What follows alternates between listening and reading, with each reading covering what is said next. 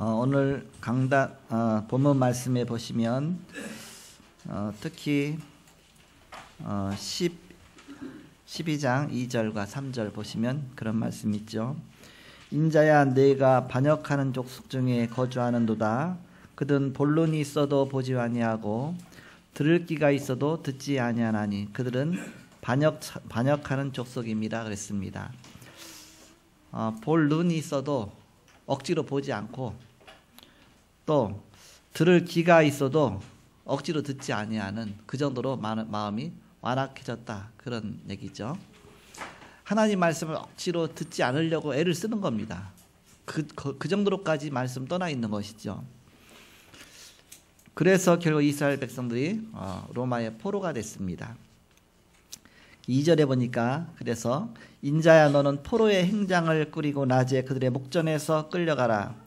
네가 내 처소를 다른 곳으로 옮기는 것을 그들이 보면 비록 반역하는 족속이라도 혹 생각이 있으리라. 허나 눈을 닫고 귀를 막고 안 들으니까 아예 행동으로 보여줘라. 그래갖고서 포로로 잡혀가는 그 형태로 해서 지금 포로 잡혀갈 때 무슨 배낭을 메고 하겠습니까? 진짜 중요한 것만 간신히 몸에 이제 붙잡게 하고 갖고 갈 거 아닙니까? 이렇게.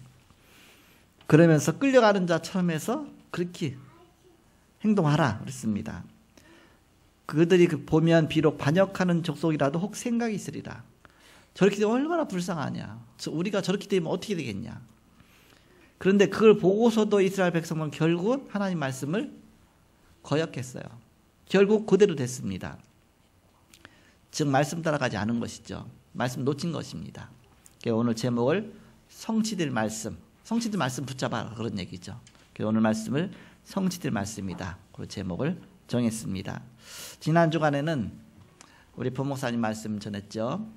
복음 회복에 대한 약속. 그래서 복음의 시작이 무엇이냐.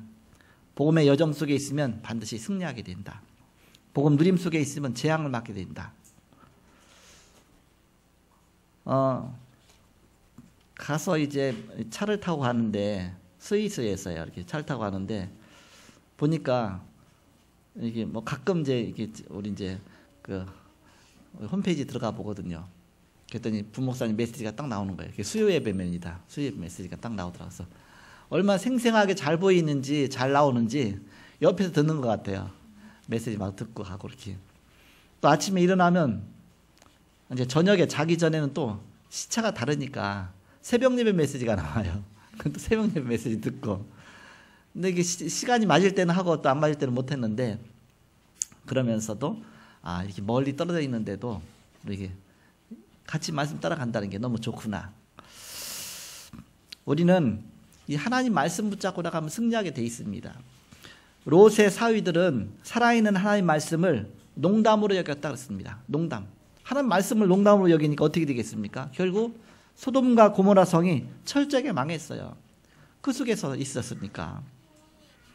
포로 직전에도 이스라엘이 말씀 거부하고 반역하여서 결국 망하게 됐습니다. 그런데 하나님은 다시 시작하도록 새로운 시간표를 주신 것입니다. 하나님께서 공의의 하나님이라고 하죠. 왜 공의의 하나님이라고 하느냐. 예수님이 십자가에 달리신 것은 하나님의 공의를 이루신 것이다 그럽니다. 어떻게 공의를 이루셨습니까? 창세기 2장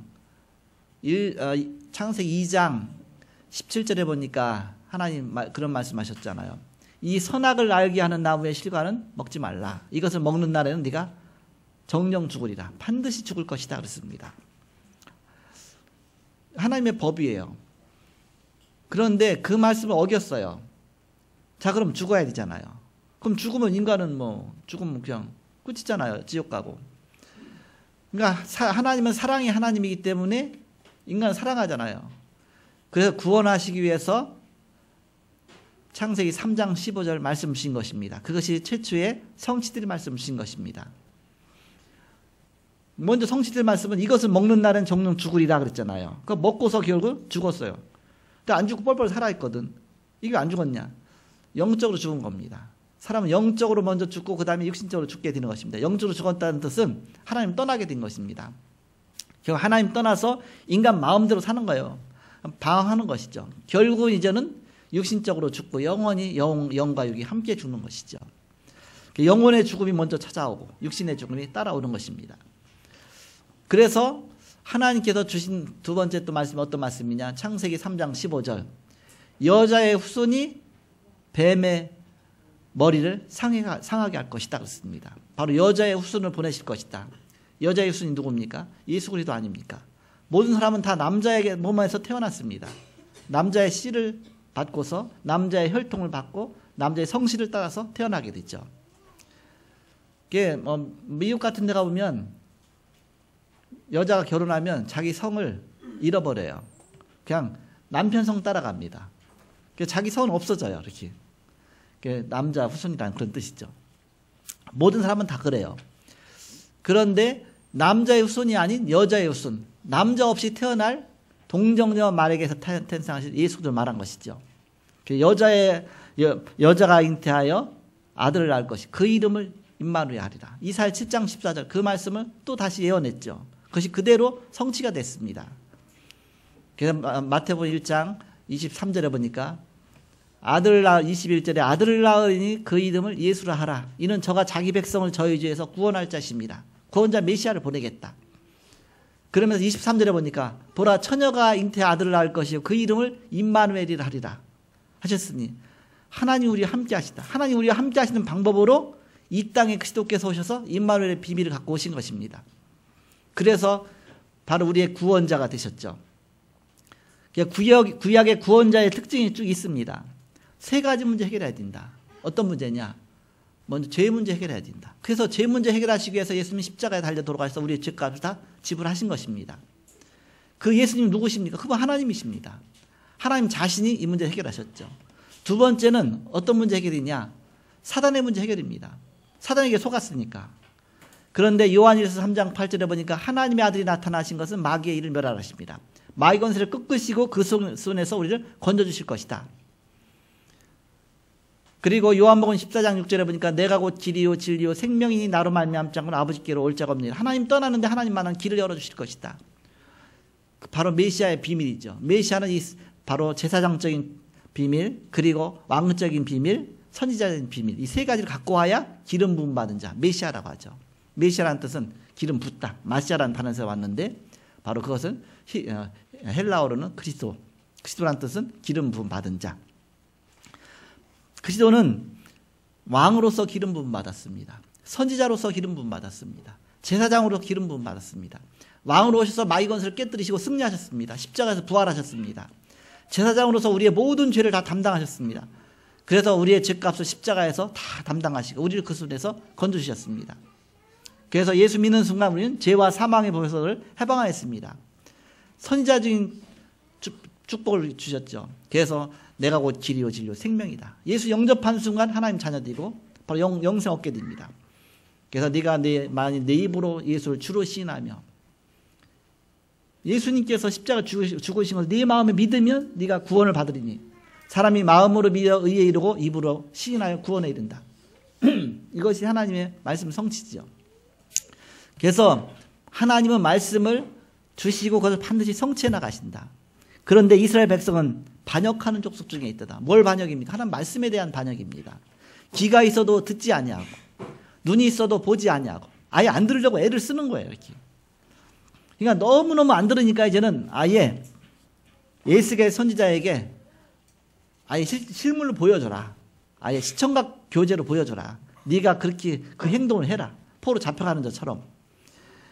예레미야한테도 그랬잖아. 예레미야도 똑같이 그렇게 하라고 그랬죠. 그래서 예레미야는 저 포로로 잡혀가는 그 현장에서, 그 예루살렘 현장에서, 에스겔은 이미 포로로 잡혀가서 저 바벨론 현장에서, 에스겔이 먼저 예루살렘 무너지기 11년 전에 포로로 잡혀갔기 때문에 아직 예루살렘 다 무너지기 직전이거든요. 그때 이렇게 예언한 겁니다. 그래서 우리는 항상 하나님 말씀을 어떻게 붙잡아야 되냐? 성취될 말씀으로. 하나님 주신 말씀은 반드시 성취하신다. 그래서 이 말씀 붙잡으면 모든 것이 다 살아나고, 그렇지 않으면 무너지는 것이다. 그래서 우리는 이 복음이 얼마나 중요하냐. 지난 주간에 복음 회복에 대한 약속했잖아요. 약속 주셨다. 이 말씀 붙잡고 나가면 우리 반드시 승리한다. 그렇다면 내가 이 말씀 붙잡고 있다면 걱정하지 말라. 염려하지 말라. 하는 말씀 성취될 거니까. 불신앙하지 말라. 이런 일 저런 일 많이 닥치겠지만 속지 말라. 그 사단한테 속는 것이다. 중요할수록 사단은 더 속입니다. 복음이 그걸 능가합니다. 복음이 그렇게 약하냐? 약하지 않습니다. 하나님 복음 중심으로 모든 걸 이뤄나가십니다. 성취될 말씀이기 때문에 말씀 붙잡았다면 이런 문제 저런 문제 와도 속지 말라. 흔들지 말라. 늘 유목사님 그러잖아요. 문제 없다. 문제 없다. 뭐 이런 문제 저런 문제 얘기하면 그게 뭐가 문제냐. 예수가 그리스도신데 모든 문제 해결자신데. 그러니까 속는 거예요. 막 이 문제 저 문제 계속 속는 겁니다. 속지 말라. 속으면 누가 좋아하느냐. 사단이 좋아한다. 우리는 말씀 붙잡고 성취될 말씀 붙잡고 자루나루와 치우치지 말고 그 말씀 따라가라. 그럼 반드시 승리하게 되고 모든 것이 다 살아나게 된다. 소돔과 고모라 성이 왜 망했느냐? 의인 10명이 없어서 망했잖아요. 이 말씀 붙잡은 사람이 없었던 겁니다. 그러니까 우리가 말씀 붙잡으면 우리는 승리하게 되는 것이다. 그래서 하나님께서 바로 우리에게 시작하도록 항상 새로운 시간표를 주시는 것입니다.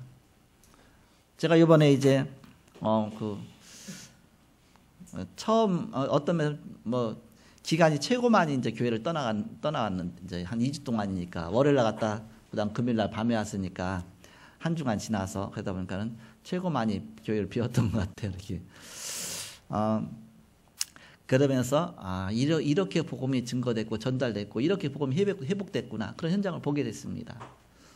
어느 현장을 봤느냐면 저 이탈리아의 남부 쪽에 가서 보면 남부 약간 서부 쪽에 가서 보면 거기 뭐가 있느냐면 보디올 항구라고 있어요. 보디올 항구 들어보셨잖아요. 사도행전 27장 28장 보면 사도 바울이 로마에 복음 전하기 위해서 죄수의 몸으로 19날 동안 폭풍 속에서 시달리다가 나중에 배가 막 탁 깨지잖아요. 그러면서 나중에 간신히해서 저는 로마에 도착하잖아요. 도착했는데 어디 도착했느냐? 보디올 항구에 도착했어요. 그 보디올이라는 지역을 갔어요. 성지순례 가고 한 사람들이 거기를 안 가요. 몰라.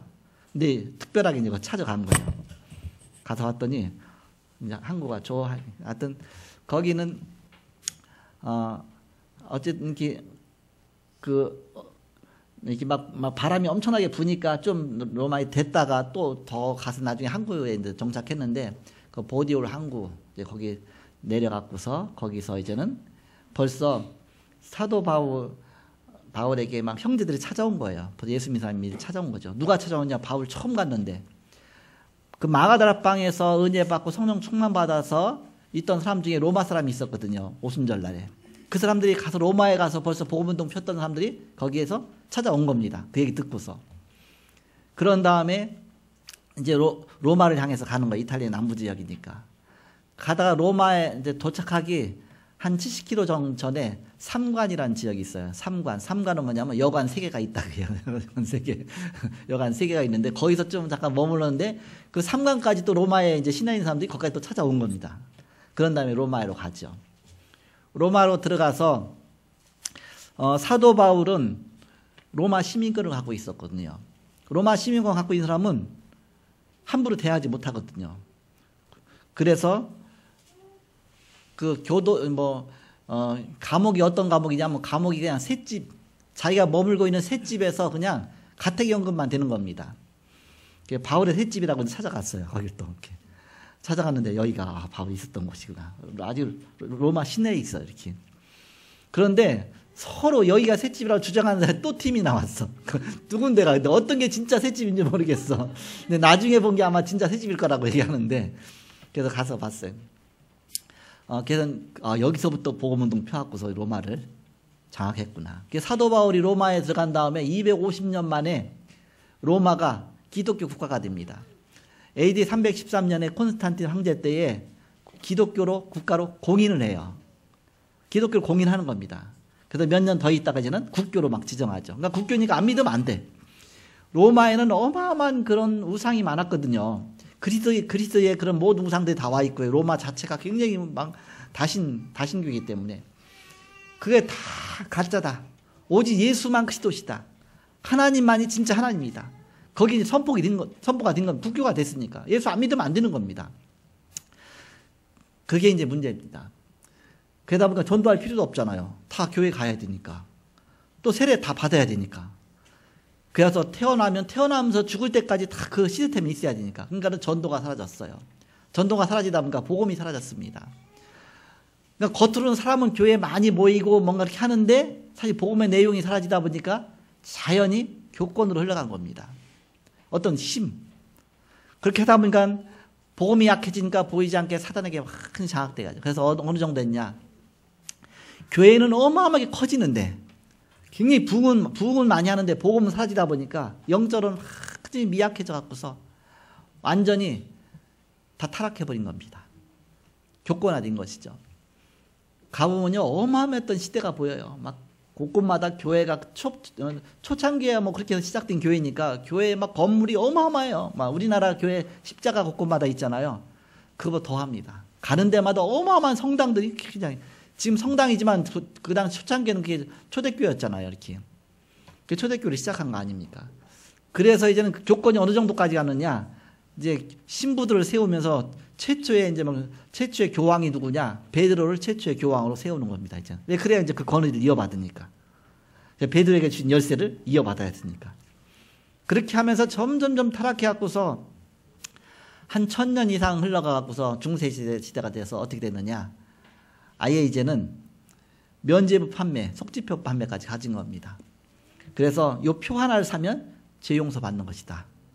이 표를 사면 저 지옥에 있는 네 부모님 죄가 용서받아 갖고서 지옥에 있다 연옥으로 가는 것이다. 성경에 연옥도 없는데 연옥서를 또 만들어낸 겁니다. 지옥에 있다 연옥으로 간다. 또 이제 동전을 딱 해서 헌금하면 땡그랑 떨어지는 순간 또 연옥에서 또 천국으로 간다. 그 속죄표 팔고 그다음에 이제 그 돈 갖다가 넣고 하는 그걸 이제 봤어요. 했더니 이게 내 사진 찍어왔는데 기회가 있어요. 그래서 또 동전 땡 떨어지면 하는 것도 있고요. 여러 가지 많이 봤는데 그러면서 완전히 타락하다 보니까 이제 종교 개혁이 일어났잖아요. 이제 중세 시대 와서 종교 개혁은 어디서 시작됐냐면 독일에서 시작이 됐습니다. 먼저 독일부터 갔는데 이제 거꾸로 제가 얘기를 하는 거예요. 나중에 간 데부터 얘기를 하는 거죠. 왜 역사는 그렇게 흘러가니까. 독일을 갔어요. 독일을 가서 이제 어느 현장 가보느냐면 마틴 루터가 자란 곳 그리고 종교개혁한 현장 그러면서 성경 번역한 현장 그런 현장을 다 봤어. 이렇게 보통 뭐 이렇게 여행 가고 성지순례 가고서 구체로 볼 수 없는 곳을 다 봤어. 이렇게 막 찾아가면서 우리가 특별하게 세팅해 갖고서 아예 주문해 갖고서 찾아왔기 때문에 그래서 마틴 루터 종교개혁할 때 정말 생명 걸고 했구나. 이렇게. 그러면서 그 마틴 루터가 종교개혁한 것을 쯔잉글리가 또 이어서 쯔잉글 또 스위스입니다. 스위스에서 종교개혁이 또 같이 이어졌죠. 이렇게. 그래서 그것이 또 누가 연결되냐면 또 칼빈으로 연결됐습니다. 칼빈은 또 프랑스 사람이지만 그렇지만 또 이제는 이렇게 스위스 쪽에서 제네바 쪽에서 주로 활동했죠. 이렇게. 그리고 그 현장을 쭉 보게 됐습니다. 그러면서 이렇게 역사가 흘러왔구나. 그러면서 이제는 마틴 루터가 종교개혁을 한 다음에 500년이 흘렀습니다. 1517년 10월 31일 날 종교개혁했거든요. 제가 이제는 그 독일 간 게 10월 30일 날 갔어요. 10월 30일 날 거기서 집회를 했습니다. 종교개혁 500주년 기념일 날 거기서 SN RUTC에서 그 독일의 그 SN RUTC가 딱 세워졌잖아요. 우리 이제 교단에서 그러다 보니까는 거기에서 저는 집회를 한 겁니다. 꽉 차갖고서 뭐 그렇게 크진 않아요. 그래도 뭐 몇백 명 모일 수 있는 공간이죠. 그러면서 막 복도까지 밖에까지 꽉 차갖고서 메시지 듣고 감사하더라고요. 이렇게 우리가 복음운동 시작하는구나. 그러면서 복음이 다 사라지는데 이 복음을 회복하는 이 운동이 얼마나 중요한지. 그런데 로마 현장을 보면서 굉장히 안타까웠던 것이 뭐냐면 정말 사도 바울과 베드로라든지 막 생명 걸고 복음 전했던 그 현장이 지금 뭐만 남았느냐? 우상덩어리만 남았어. 우상덩어리. 어떤 우상이냐면 예수 그리스도는 사라지고 성모 마리아만 섬기는 그런 성당으로 가득 차 있는 겁니다. 사도 바울이 순교한 자리를 갔어요. 순교한 자리 갔는데 거기 뭐가 있느냐면 한 이 정도로 굵어요. 돌기둥이 한 1m, 한 1.5m 정도, 1m 정도 되죠. 이렇게 세워 있어요. 이렇게 대리석 깎아서 만든 것처럼 이렇게 맨질맨질하게. 그리고 거기다 이제는 목을 대는 겁니다. 목을 대면 갖다 이제는 도끼 같은 칼로 목을 내리쳐갖고서 그 돌 위에다 목을 댔으니까 이렇게. 그래갖고 이제 목이 딱 잘려갖고서 사도 바울의 머리가 3번 흩었대요. 이제 그 이유는 본인이 거기서 만들어낸 거니까 어떤지 모르죠. 3번 튀면서 샘이 3번 쏟았대요. 이렇게. 그래서 그 자리에다 성당 세워놓고 또 목 자른 그 자리에다 또 성당 세워놓고 그 목 자르기 전에 잠깐 이제는 가둬놨던 곳에 그 자리에다 또 성당 세워놓고. 근데 그 성당 속에 들어가 보니까 진짜 이제는 감옥이 있어요. 철창이 있고. 여기서 있었구나. 그건 맞아. 그래서 그 위에다 성당 세워놓고. 또 이제 목 자른 그 현장 가보니까 또 그게 또 이제는 있고, 이렇게. 돌멩이 있고. 그러면서, 생생한 현장을 보면서 이렇게 하면서 복음 지키고 정말 이렇게 순교하고 그랬는데 이 복음이 지금 거의 다 사라져갖고서 우상만 남았구나, 우상동. 유럽의 교회가요, 사실은 다 사라지고 껍데기만 남았어, 껍데기만. 우리가 다시 복음 회복해야 된다. 이게 얼마나 중요하냐. 그래서 그런 정신을 되살리기 위해서 이번에 500주년, 종교계 500주년 집회를 한 겁니다. 이제 여러 팀들 많이 왔더라고요. 우리 팀은 26명 이제 목사님들, 사모님들 같이 해갖고서 이제 차나 버스 이제 좋은 거 해갖고서 빌려서 같이 이렇게 다녔는데 너무 감사하게도 버스가 5억 원짜리래요. 그렇게 비싼 거예요. 굉장히 뭔가 이렇게 부드러워, 쉽게 말하면. 하루에 5시간씩 탔거든요. 계속 가서 점심 먹고 또 가고 하니까 하루에 늘 500km씩 달렸어요, 이렇게. 500km 정도 막 계속 다녔죠. 이쪽 저쪽. 날마다 그렇게 한 겁니다. 하루도 안 쉬고. 새벽에 5시 반이면 5시 반이면 진짜 벨이 딱 울려요. 이렇게. 전화벨도 울리죠. 그런 다음에 6시 반이면 반드시 가서 밥 먹어야 돼. 7시 반이면 이제는 차 타고 가야 돼.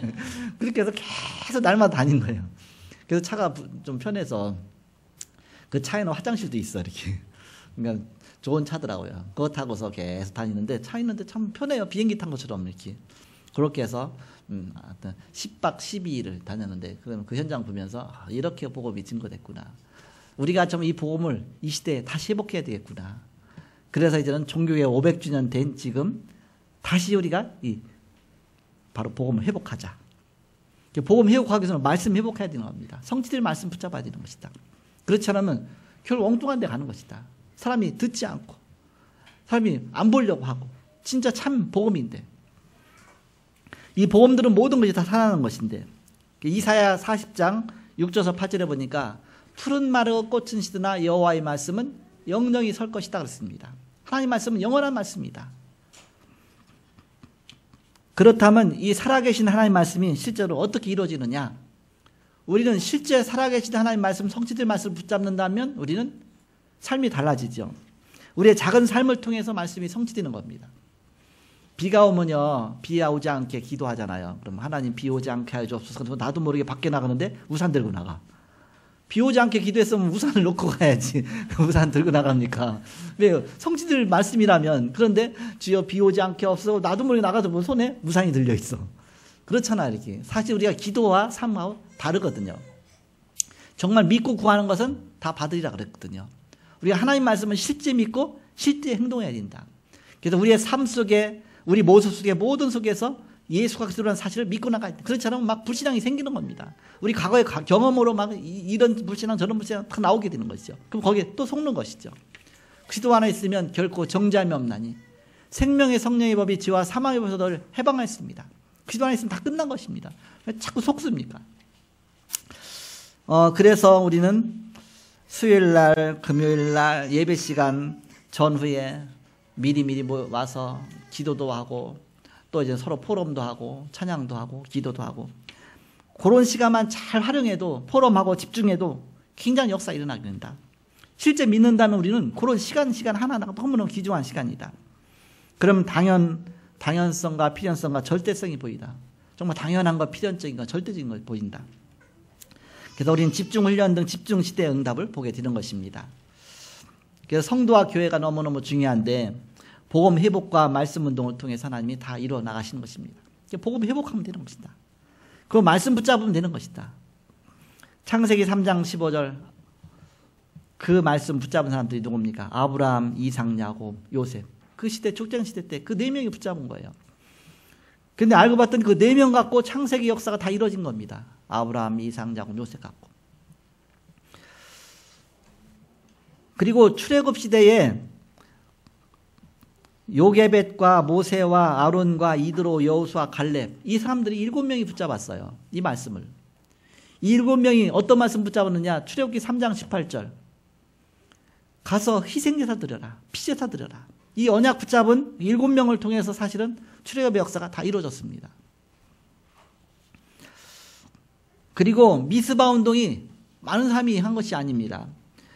한나와 사무엘과 다윗과 요나단 그 4명 통해서 그 시대 미스바 운동이 일어난 것입니다. 그래서 우상 버리고 여호와께로 돌아와라. 다 그 축복이 임했죠. 도단성 운동이 3명 갖고 이루어졌어요. 엘리야와 엘리사와 오바댜죠. 그 3명 갖고서 아람 나라를 이긴 겁니다. 영적으로. 그러면 모든 것이 다 이제 육신적으로 이기게 됐죠. 그래서 그 많은 사람이 그 숫자가 많지 않았다. 소수지만 바로 소수의 사람을 통해서 종교개혁이 일어났고 소수의 사람들 통해서 초대교회 역사가 일어났고 이사야 7장 14절의 바벨론의 역사가 바벨론에서 포로 가운데서 정말 역사가 그 몇 명 갖고 이루어졌고요. 마태복음 16장 16절 초대교회도 마찬가지잖아요. 주는 것이 도시요 살아계신 하나님 아드십니다. 이거 고백하는 소수를 통해서 하나님의 역사가 일어났습니다. 그럼 그 소수가 누구냐? 그게 남은 자다. 남은 자. 복음과 언약 붙잡고 끝까지 남은 자. 말씀 붙잡고 자루나 치우치지 않고 말씀 끝까지 붙잡고 살아남은 자. 영어로 남은 자가 무슨 렘넌트잖아요. 렘넌트. 그걸 한국말로 말하면 그루터기. 그루터기가 뭡니까? 나무가 비었는데 거기 뿌리는 남아있잖아요. 아무 비어도. 그게 뿌리 가진 사람. 뿌리. 든든하게 뿌리 받고 있는 사람. 그 속에 또 새순이 일어나거든요. 새순. 다 그루터기입니다. 흩어진 자 통해서 사실은 이 모든 역사가 일어났습니다.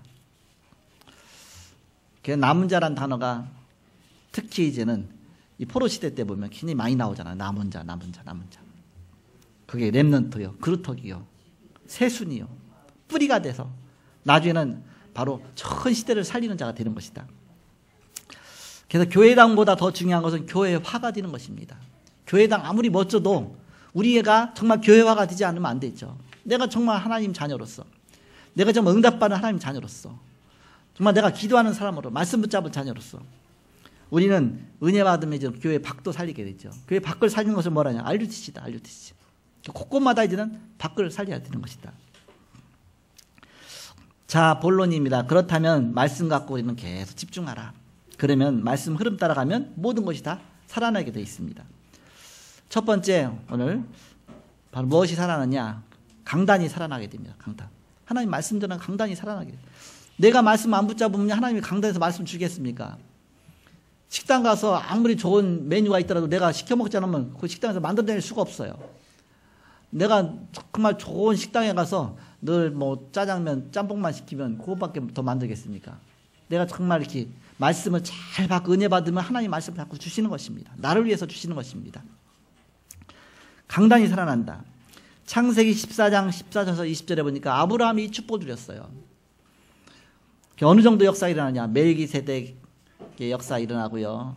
그러면서 아브라함이 상수리나무 수풀에다가 단을 쌓아놓고 말씀 붙잡고 기도하고 하면서 하나님 모든 응답을 다 주셨죠. 가병 318명도 붙이시고 그러면서 그 시대를 살리는 셈의 근원도 얻게 되고 아론의 지팡이에 싹이 났습니다. 어떻게 그럴 수 있겠습니까? 광야에서 성막운동이 일어났습니다. 들어가서 성막이 아니라 광야에서 성막운동이 일어난 겁니다. 아무것도 없는데 사실은 하나님이 역사하시는 것이죠. 그래서 우리는 기도하면 이런 역사가 일어나는 것이다. 미스바 운동이 일어나는 것이다. 도단성 운동이 일어나게 되는 것입니다. 학개서 2장 1절에서 9절에 보니까 총독에게 전하라. 하나님이 하시겠다. 하나님 말씀과 전하라. 대제사장에게 전하라. 사도행 2장 14절에서 21절에 보니까 베드로가 설교했잖아요. 성취될 말씀을 설교한 겁니다. 그 메시지가 세계를 살렸죠. 베드로의 설교. 성취된 것입니다. 말씀이 그대로. 강단이 살아나야 된다. 두 번째입니다. 중직자가 살아나는 것입니다. 중직자가 영적으로 죽으면 교회는 다 죽는 것입니다. 중직자로 기도하지 못하고 영적으로 죽으면 교회는 엄청난 시험거리가 오는 겁니다. 그래서 자꾸 이것저것 불신앙이 들고 막 불신앙이 찾아오고 막 말 만들어내고 막 엄청나게 문제 오죠. 그래서 우리는 바로 출애굽기 3장 16절 20절에 먼저 장로들에게 말하라 그랬거든요. 말씀 장로들에게 먼저 중직자가 말씀 붙잡아야 되니까 피제사 드리러 간다고 가서 먼저 말하라. 그래서 중직자들이 이제는 백성에게 또 말하라 그랬죠. 여호수아 3장 1절 4절에 유사들에게 전하라 했습니다. 유사. 바로 중간계층 유사들. 그래서 요단을 건넌다고 하라. 그러니까 건너 준비를 하라. 여호수아 6장 1절 27절에 바로 제사장 맨 사람을 따라가라. 그렇죠. 제사장을 따라가라. 여리고성을 돌아라. 그 말씀대로 무너졌습니다. 학개에서 2장 1절에서 2절에 보니까 총독에게 말하라. 제사장에게 말하라. 장로들에게 말하라. 그들로 하려면 백성들에게 말하라. 이런 축복이죠. 사도행전 2장 42절에 보니까 강단 메시지 붙잡고 교제하며 떡을 떼며 기도하기를 전혀 힘씁니다. 다른 거 갖고 교제한 게 아니라 거의 교회가 뭐 어떤 교제합니까? 좋은 옷 샀다, 뭐 내 머리 볶았다, 뭐 가방 얼마짜리다, 뭐다. 그러면 이제는 서로 그 경쟁부터 갖고 다 그쪽으로 하는 거예요. 뭐 그리스도가 최고인데 그리스도는 전혀 낮아지고 유럽에서는 그렇게 된 겁니다. 교회만 서로 크게 하려고 하다가 이제는 어마어마한 돈을 들여갖고서 나중에 이제 그 짓다가 베드로 대성전을 짓다가 돈이 모자라니까 이제는 머리 짜내갖고 만든 것이 면집을 판매입니다. 그거 갖고서 대성당을 짓는 건데 어마어마한 커요. 이렇게 엄청난 돈이 들었죠.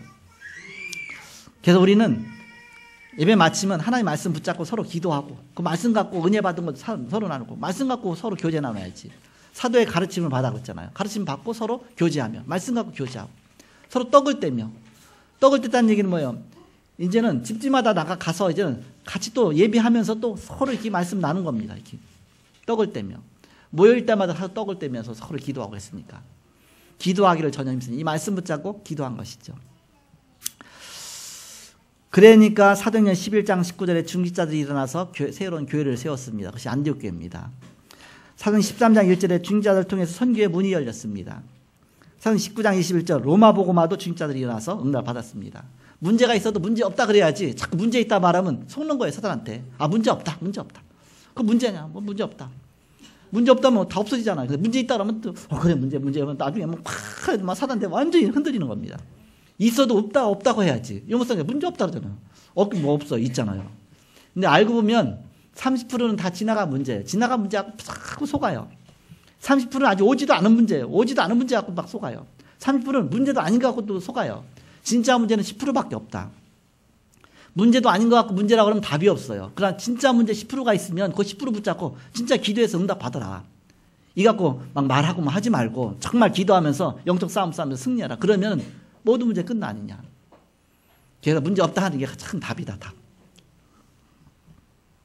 그래서 우리는 이 말씀 붙잡고 나가야 됩니다. 그렇지 않으면 사단에게 자꾸 속는 겁니다. 이 문제에 속고 저 문제에 자꾸 속죠. 자, 세 번째입니다. 그래야 우리 렘넌트가 살고 새 가족이 살고 다민족이 다 살게 되는 것입니다.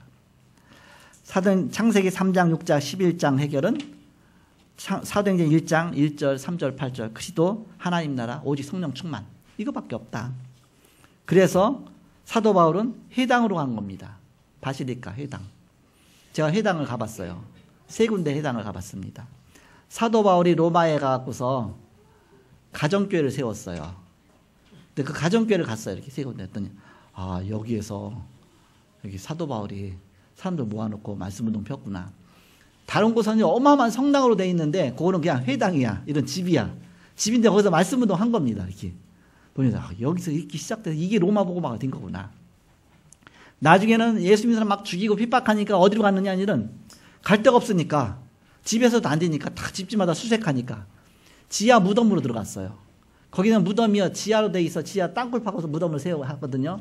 어떻게 무덤 만드냐면 일단 파는데 아무 땅이나 파는 게 아니라 석회암으로 돼 있는 석회가 돼 있는 데 파요. 그럼 파면은 공기가 접촉하면 그게 돌처럼 딱딱하게 굳어요. 팔 수는 있어요. 파고 나서 또 파놓으면 나중에 또 공기가 접촉하면서 또 굳어요. 이게 이제 바위처럼 되는 겁니다. 계속 파고 들어갖고서 거기다가 이제는 벽에다가 사람 이제 그 시체 넣을 수 있어. 우리 거기다 시체 놓고 또 흙으로 바르고서 그다음에 또 들어가서 또 파고 굴 하나가 시작되면 갈래길로 또 갈라지고 계속 이제는 무덤을 속으로 만들어 나가니까 그러니까 무덤이 끝이 없어요. 근데 거기로 들어간 거예요. 거기 들어가면 잘못하면 못 나와. 하도 갈래길이 있어. 미로기 때문에. 그러니까 거기다가 카타콤비라고 그러죠. 카타콤베라고 그랬죠. 그 카타콤베 속으로 들어가서 그 속으로 숨어서 거기서 예배 드린 거예요. 근데 계속 또 파고 들어가다 보니까 나중에는 잡으러 왔다가 길 잃어버리고 못 나가. 그래서 그 안에서 죽는 거예요, 이렇게. 그러니까 함부로 잡으러 못 들어오는 겁니다. 그러니까 그 카타콤베로 들어가서 그 속에서 계속 말씀 운동을 한 겁니다. 예배하고. 그러니까 더 이상 이제는 없앨 수가 없잖아요. 그냥 계속 점점 부흥이 된 겁니다. 그래서 길 가면서 이제 저 사람이 정말 예수 믿는 사람이 아닌가 모르니까 이제 표를 하고 다니는 겁니다. 물고기 표 딱 해서 익투스에 갖고서. 예수 그리스도 하나님의 아들 구세주라는 뜻 첫자만 따갖고 물고기 글자하고 똑같거든요. 그 물고기 딱 그려놓고 그거 하고서 예수 믿는 사람 이렇게 다니면 서로 사인 통하는 겁니다. 아, 저 예수 믿는 사람이구나. 같이 손붙잡고 거기 들어가고. 아무나 들어가면 안 되잖아요. 그 커바디스 도면의 영화 보면 나오잖아요. 이렇게. 그래서 이제 그런 부분. 그렇게 해서 복음운동이 시작이 된 겁니다. 그것이 바로 말씀운동 현장이다. 그 회당으로 들어가서 바로 이런 역사 일어났죠. 우리가 이렇게 복음으로 들어갈 때 불신자 상태가 치유되어지고 우리의 모든 영적 문제가 해결되는 것이다. 결론입니다. 우리가 말씀 집중할 때 붙잡을 것이 있습니다. 무엇을 붙잡아야 되겠냐? 영적 문제를 가진 자가 많습니다. 굉장히 뭔가 엘리트들도 많아요. 연예인들도 많습니다. 이들에게 우리가 고급스럽게 말씀을 높여야 된다. 좀 엘리트적으로 이렇게 시간도 잘 지키고 시간 너무 안 지키면 사람은 시험 받잖아 이렇게. 그러니까 뭔가 이렇게 규모도 있고 뭔가 이렇게 폼도 좀 멋있게 하고 이렇게 옷은 다 묻혀 갖고 다니고 이상하고 그런 입고 되면 시대에 안 맞는 옷 입고 하면 사람 어떻겠습니까? 뭔가 좀 세련되게 하고 다니고 그러면서 복음의 말씀으로 각인되고 뿌리 내리고 치질 내리고 그러면서 바로 삶을 뒤집는 것이죠. 거기 말씀을 펴라. 로마서 16장 25절에 보니까 영세전에 감추었다가 이제 나타난 것이다. 영세전부터 감추었던 이 복음이 지금 나타난 거예요. 우리 현장 속에. 그런데 27절에 보니까 이것은 영원히 남을 것이다 그랬습니다. 영세 무궁토록 있을 것이다. 세세 무궁토록. 이것이 이루어지는 것입니다. 그래서 갈보리산 언약, 어떤 언약입니까? 요한복음 19장 30절. 십자가 달리시면서 내가 다 이루었다. 우리의 모든 문제를 다 이루셨습니다. 그러면서 감람산 언약. 감람산에서 예수님께서 부활하신 다음에 제자를 모아놓고서 하나님 나라 일에 대해서 40일 동안 말씀하셨다고 했죠. 하나님 나라가 어떻게 이 땅에 임할 것이냐. 이 하나님 나라가 임하는 축복 누리는 것이죠. 마가다라 빵의 언약 사도행 1장 8절. 오직 성령이 너희에게 마시면 너희가 권능받고 예루살렘 온 유대 사마리아 땅까지 내 증인이 될 것이다. 성령 충만받고 증인되게 할 것이다. 이것을 체험한 것이 사도행 2장 1절에서 47절입니다. 오순절 마가다라 빵에서. 거기서부터 시작이 돼서 전 세계 복음화가 이루어진 것이죠. 그 중에 여러분이 바로 이 축복 누리는 것이다. 여러분 여기에 주역이 돼야 된다. 그래서 성취들 말씀 붙잡고 기도하면서 응답하는 것이다. 이 응답받지 못하게 하던 사단은 이런 문제 저런 문제 갖고 자꾸 속이는 겁니다. 절대 속지 말라. 문제 없다 해놓고 나는 나의 갈 길을 가라. 왜 자꾸 엉뚱한 쪽으로 속아서 여리고 흔들리고 저렇게 흔들리냐. 말씀 언약 붙잡고 바로 한 길을 향해서 가라. 이미 성취들 말씀 주셨잖아요. 자루나고 치우치지 말고. 그래서 말씀과 언약 붙잡고 여러분 한 주만도 승리하시길 그리스도의 이름으로 축복합니다. 기도하겠습니다. 하나님 감사합니다. 이미 하나님께서 우리에게 성취들 말씀 주시고 이 영원한 말씀을 이뤄나가시는 주님 감사합니다. 그 속에 시간표 속에 또 세계복음 언약 속에 우리를 부르신 주님 날마다 이 말씀 붙잡고 속지 않게 하시며 말씀을 승리하는 온 성도가 다 되게 하여 주옵소서. 감사합니다. 예수님의 이름으로 기도하옵나이다. 아멘.